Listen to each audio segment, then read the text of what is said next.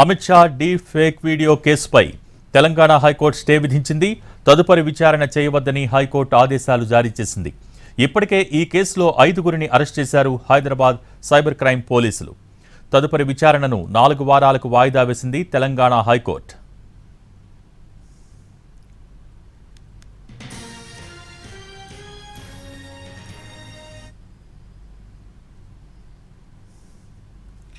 Amit Shah deep fake video కేసుపై Telangana high court stay విధించింది. తదుపరి విచారణ చేయొద్దని హైకోర్టు ఆదేశాలు జారీ చేసింది. దీనికి సంబంధించి more details NTV crime input editor Ramesh Vaitla అందించడానికి సిద్ధంగా ఉన్నారు. రమేష్, హైకోర్టు ఆదేశాల సారాంశం ఏంటి? ఏదైతే Amit Shah video morphing case సంబంధించి వ్యవహారం ఇప్పుడు తెలంగాణ హైకోర్టులోకి చేరుకుంది. తెలంగాణ హైకోర్టు దీనిపైన 4 వారాల పాటు స్టే విధిస్తూ ఆదేశాలు జారీ చేసింది. దీంట్లో తదుపరి విచారణ చేయవద్దని కూడా ఆదేశాలు ఇచ్చింది. అంటే తదుపరిగా 4 వారాల పాటు ఎలాంటి విచారణ జరపొద్దని చెప్పి కూడా పోలీసులకు ఆదేశాలు జారీ చేసింది.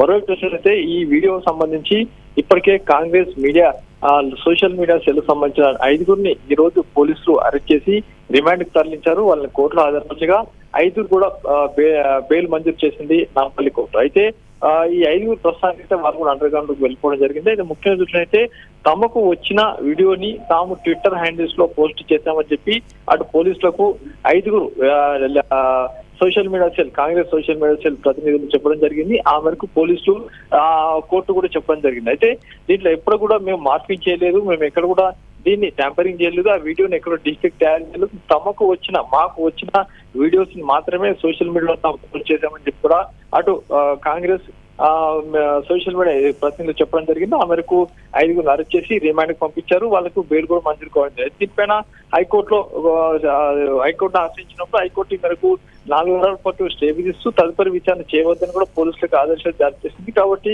ఈ విచారణ మరొక 4 వారాల పాటు అటు స్టే మీద ఉండబోతుంది. అయితే ఢిల్లీ కేసు సంబంధించి ఫర్దర్ గా ఏం చేయబోతున్నారు ఒక ఉత్కంఠ మాత్రం నెలకొంది. ఇప్పటికే ఢిల్లీకి సంబంధించిన పోలీసు అధికారులు హైదరాబాద్ లో మకాం వేస్తున్నారు. ఏకంగా ఒక ఐపీఎస్ అధికారి కూడా రావడం జరిగింది.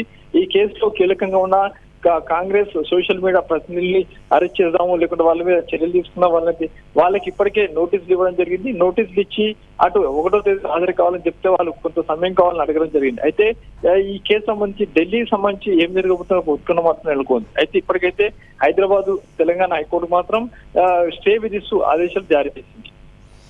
అయితే తదుపరి విచారణ చేయవద్దని హైకోర్టు ఆదేశాలు అయితే జారీ చేసింది. అయితే ఈ కేసులో ఇప్పటికి 5గురిని అరెస్ట్ చేశారు కాబట్టి అసలు పోలీసుల వాదన ఏ విధంగా సాగింది, దానికి కౌంటర్గా ఈ సోషల్ మీడియాకు సంబంధించిన ప్రతినిధుల తరపున లాయర్లు ఏ విధమైన వాదనలు వినిపించారు? ఇప్పటికీ దీనికి సంబంధించి చూసినట్లయితే అటు కాంగ్రెస్ సోషల్ మీడియా ప్రతినిధులు ఒకే విషయాన్ని కూడా చెప్పడం జరిగింది. ఒకే విషయాన్ని కూడా ప్రస్తావించారు. వాళ్ళకి సంబంధించిన సెల్ ఫోన్ కూడా అటు పోలీసులకు హ్యాండ్ ఓవర్ చేయడం జరిగింది. దీంట్లో తమకు సోషల్ మీడియాలో వచ్చిన వీడియోస్ మాత్రమే తాము ట్విట్టర్ హ్యాండిల్ కాంగ్రెస్ సంబంధించిన పీసీ సంబంధించిన ట్విట్టర్ హ్యాండిల్ లో పోస్ట్ చేస్తాం, అంతేకాక తమ వ్యక్తిగత ట్విట్టర్ హ్యాండిల్స్ లో ఆ వీడియోను పోస్ట్ చేస్తాం తప్పించి తాము ఎక్కడ కూడా వీడియోను మార్కింగ్ చేయడం కావచ్చు, లేకుంటే వీడియోని డీప్ ఫేక్ చేయడం కూడా చేయలేదు. తమకు ఎలాంటి డీప్ ఫేక్ కావచ్చు అటు మార్కింగ్ సంబంధించి ఎలాంటి సంబంధం లేదని చెప్పి కూడా వాళ్ళు చెప్పడం జరిగింది. దాంతో పాటు చూసినట్లయితే తాము కేవలం సోషల్ మీడియా వచ్చిందనే ప్రచారం తమ ట్విట్టర్ హ్యాండిల్ పోస్ట్ చేసిన తప్పించి ఎలాంటి ఉద్దేశం మాకు లేదని చెప్పి కూడా వాళ్ళు చెప్పడం జరిగింది. అయితే అటువైపు చూసినట్లయితే దీంట్లో ఫర్దర్ గా ఎలాంటి అనుమానాలు లేవని చెప్పి కూడా పోలీసులు సర్టిఫై అయిన తర్వాత వాళ్ళు పోలీసులు అరెస్ట్ చేసి కోర్టులో హాజరుపరచగా వీళ్ళ వాదనలు వాళ్ళకు బెయిల్ ఇవ్వడం జరిగింది. అయితే హైకోర్టులో కూడా ఇల్లే వాదన వినిపించడంతో హైకోర్టు ఏకంగా 4 వారాల పాటు విచారణను వాయిదా వేయడంతో పాటు 4 వారాల పాటు ఎలాంటి ముందు చర్యలు తీసుకోవద్దని కూడా పోలీసులకు ఆదేశాలు జారీ చేశారు. Okay, thank you Ramesh.